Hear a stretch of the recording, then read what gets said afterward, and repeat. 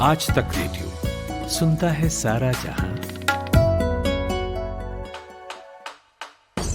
नायक और खलनायक, विद्वान और महारथी, कला के ऐसे सितारे जो अब भी आसमान में चमकते हैं, और ऐसी हस्तियां जो इतिहास में अमर है।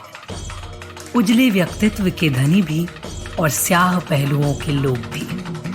ये वो लोग जो मशहूर हैं। ये है नामी गिरामी। मार्च की हल्की धुंध में सिर्फ एक गुंबद दिखाई देता था, पेड़ों के ऊपर अटका हुआ। वह उन खंडहरों का हिस्सा था जो मकानों की पीठ से पीठ लगाए दूर तक चले गए थे। पहले दिन जब यहाँ आया था तो उसे बहुत हैरानी हुई थी। दिल्ली भी कैसा शहर है, मुर्दा टीलों तले लोग जिंदा रहते हैं। शहर की ऐसी दार्शनिक लेकिन जीवंत तस्वीर हिंदी के कम ही लेखक खींच पाते हैं। जिसने खींची उनका नाम था निर्मल वर्मा। वे दिन, एक चिथड़ा सुख, लाल टीन की छत, रात का रिपोर्टर, अंतिम अरण्य, कौवे और काला पानी, चीड़ों पर चांदनी, ये एक छोटी सी सूची है किताबों की जो निर्मल वर्मा की कलम से निकली और हिंदुस्तान के जहन में गहरे बैठ गईं। निर्मल वर्मा लेखन को पागलपन मानते थे। एक बार उन्होंने कहा था कि जो हम लिखते हैं साहित्य के ऋण से उऋण होने का विनम्र प्रयास भर है। दुनियावी सुविधाओं के बीच अस्तित्व के चरम छोर पर जाने का खतरा हम नहीं उठाना चाहते। ये खतरा साहित्य हमारे लिए उठाता है। मगर उनके इसी पागलपन भरे लेखन ने कितने ही दिलों से हमेशा उदासी को छांटा।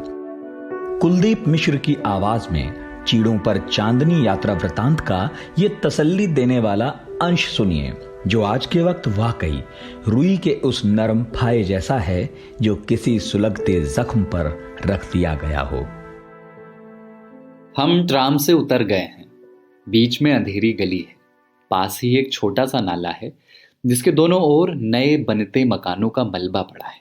गली के नुक्कड़ पर एक बहुत पुराना लैंप पोस्ट है। उसकी पीली रोशनी में बारिश की बूंदें माचिस की तीलियों सी क्षण भर चमक कर अंधेरे में गायब हो जाती हैं। समर स्कूल के हम 30-40 छात्र हैं। यूरोप और एशिया के अलग अलग देशों से यहाँ आए हैं और इस समय इस अंधेरी गली में एक दूसरे के पीछे चुपचाप चल रहे हैं। लगता है जैसे ये गली कभी खत्म न होगी, जैसे हम इसी तरह भयभीत, कातर, आशा को मन में दबाए बारिश में भीगते हुए चलते रहेंगे। किंतु हर गली चाहे जितनी ही जिद्दी और लंबी क्यों ना हो, आखिर खत्म हो जाती है। निर्मल वर्मा शहरों और शहरियों को बखूबी समझते थे। इसकी वजह थी उन्होंने देश और दुनिया के कई शहरों में जिंदगी गुजारी थी। शिमला में पैदा होने के बाद वो दिल्ली में पढ़े, फिर पढ़ाया। उसके बाद 1959 में चेकोस्लोवाकिया चले गए। चेक उपन्यासों और कहानियों का अनुवाद किया। मिलान कुंदेरा उनकी रचनाएं हों या फिर कैरल चापेक, जीरो फ्राइड या जोसेफ स्कोवर्स्की, सबकी कृतियों का अनुवाद किया। 1970 तक निर्मल वर्मा यूरोप में ही रहे। खासकर पूर्वी पश्चिमी हिस्से में जमकर घूमे। घूमते घूमते यात्रा वृतांत भी लिख डाले।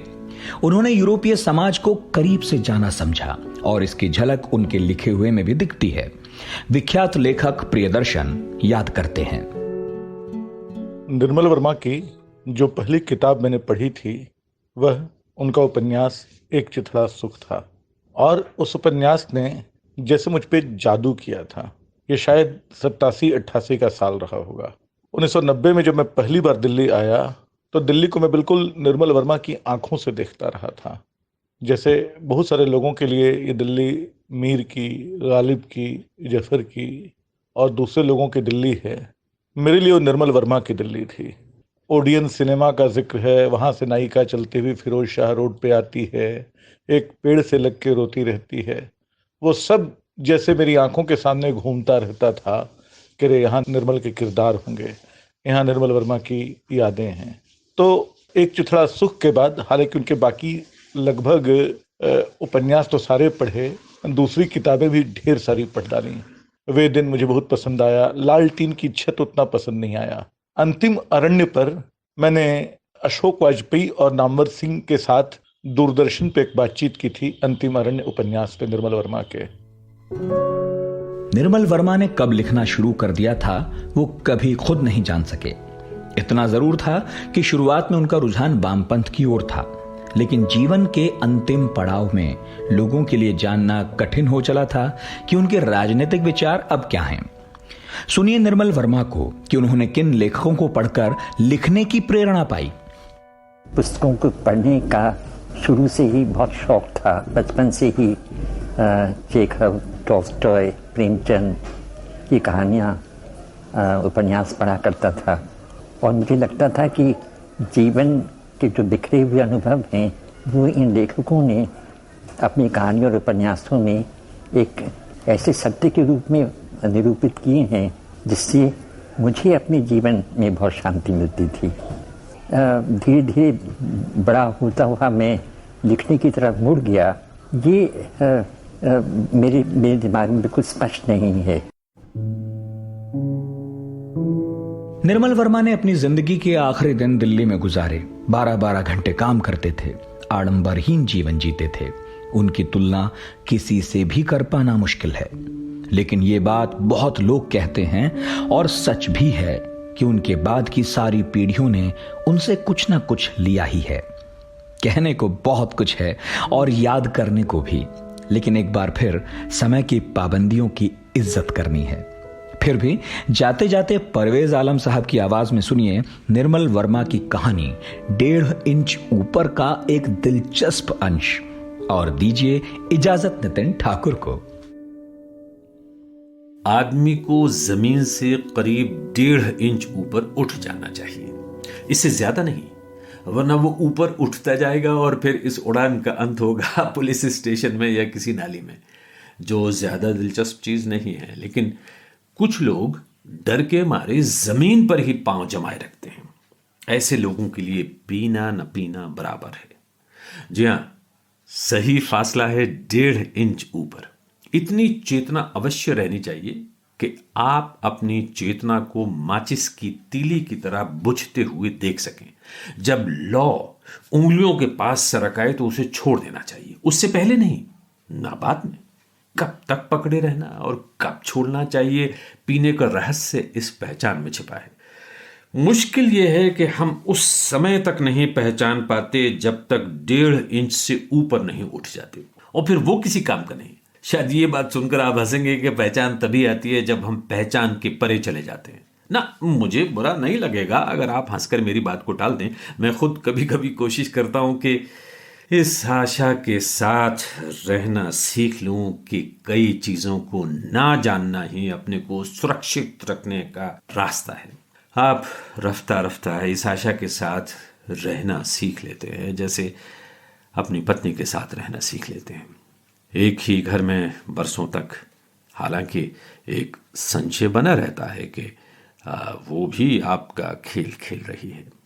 कभी कभी आप इस संशय से छुटकारा पाने के लिए दूसरी या तीसरी स्त्री से प्रेम करने लगते हैं।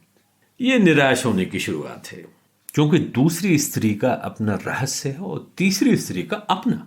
वो शतरंज के खेल की तरह है। आप एक चाल चलते हैं जिससे आपके विरोधी के सामने अंतहीन संभावनाएं खुल जाती हैं। एक खेल हराने के बाद आप दूसरे खेल में जीतने की आशा करने लगते हैं। आप ये बात भूल जाते हैं कि दूसरी बाजी की अपनी संभावनाएं हैं, पहली बाजी की तरह अंतहीन और रहस्यपूर्ण। देखिए, इसीलिए मैं कहता हूं कि आप जिंदगी में चाहे कितनी औरतों के संपर्क में आए, असल में आपका संपर्क सिर्फ एक औरत से ही होता है। आज तक रेडियो अब सुनिए आज तक की मोबाइल एप्लीकेशन पर भी। प्ले स्टोर से आज तक की मोबाइल ऐप डाउनलोड करें। ऐप में आपको सबसे ऊपर राइट साइड में 3 आइकन दिखेंगे। उनमें से एक जो सबसे बीच में है वो है आज तक रेडियो का आइकन। तो उसे उंगली से जरा सा छू दीजिए और खुल जाएगा हमारा पिटारा, जिसमें क्या है, न्यूज़ तो हर जगह है, पर हमारे यहाँ न्यूज़ है सही कॉन्टेक्स्ट के साथ।